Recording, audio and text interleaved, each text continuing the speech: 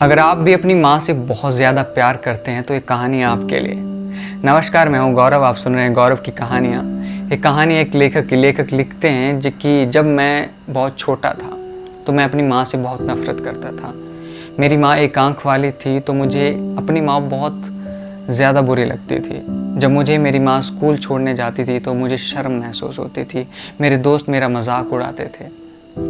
मेरी माँ एक आँख वाली थी, मेरी माँ का मजाक उड़ाते थे, इसलिए मैं अपनी माँ को अब साथ नहीं ले जाता था। मेरे दोस्त की बर्थडे पार्टी होती थी तब भी मैं अपनी माँ को साथ नहीं ले जाता था। धीरे धीरे मैं बड़ा होता गया। बड़े होने के बाद जब मैं नौकरी के लिए दूसरे शहर में गया तो मैंने शादी की। उसके बाद मैं माँ से अलग रहने लगा। मेरे बच्चे हुए, हमारी ज़िंदगी खुशहाल चल रही थी। एक दिन अचानक घर की डोरबेल बजती है।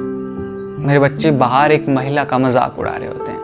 मैंने दरवाजे पे जाकर देखा तो वहाँ मेरी माँ खड़ी थी। जिसका मजाक मेरे बच्चे उड़ाते थे वो मेरी माँ थी।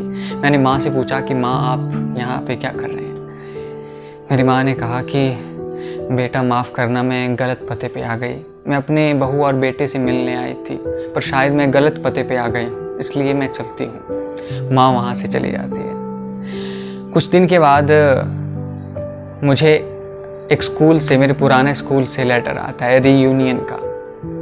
रीयूनियन की बैठक होनी थी, उसके लिए एक चिट्ठी आती है और उसमें मुझे बुलाया होता है। तो मैं उस बैठक में जाता हूँ तो वहाँ मेरी माँ ने भी आना होता है, पर मेरी माँ वहाँ नहीं आई थी। लेखक उस दौरान सोचता है कि क्यों ना मैं अपनी माँ से मिल के आऊँ, उनका हाल चाल पूछ के आऊँ। बहुत दिन हो गए।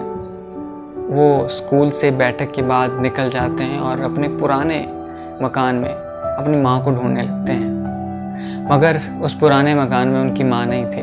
वो पड़ोसियों से पूछते हैं तो पड़ोसी बताते हैं कि कुछ दिन पहले उनकी माँ की मृत्यु हो गई, पर उन्होंने आपके लिए एक चिट्ठी छोड़ी है। वो चिट्ठी को खोलते हैं, उनकी माँ ने लिखा होता है कि बेटा, मुझे पता था कि तुम रीयूनियन की बैठक में ज़रूर आओगे, पर माफ़ करना, मैं तुमसे नहीं मिल पाऊंगी क्योंकि मेरी तबीयत बहुत ख़राब है। इसलिए मैं तुम्हें एक बात बताना चाहती हूँ कि तुम मुझसे बहुत नफ़रत करते हो। मुझे पता है तुम्हें शर्म महसूस होती थी किसी के पास अपनी माँ को दिखाने में, क्योंकि तुम्हारी माँ एक आँख वाली थी।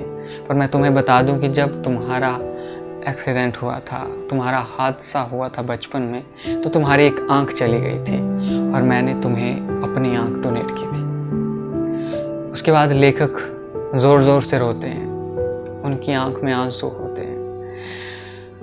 इस कहानी से हमें सीख मिलती है कि हमें सिक्के के एक पहलू देखकर कभी भी बातें नहीं बनानी है, कभी भी कुछ नहीं सोचना है। सिक्के के दो पहलू होते हैं। जब तक हमें सिक्के के दो पहलुओं के बारे में पता ना हो तब तक हमें कोई फैसला नहीं लेना है। इसलिए जब भी किसी के बारे में सोचें, किसी के बारे में बुरा भला कहें, तो पहले सिक्के के दो पहलुओं को जरूर जान लें।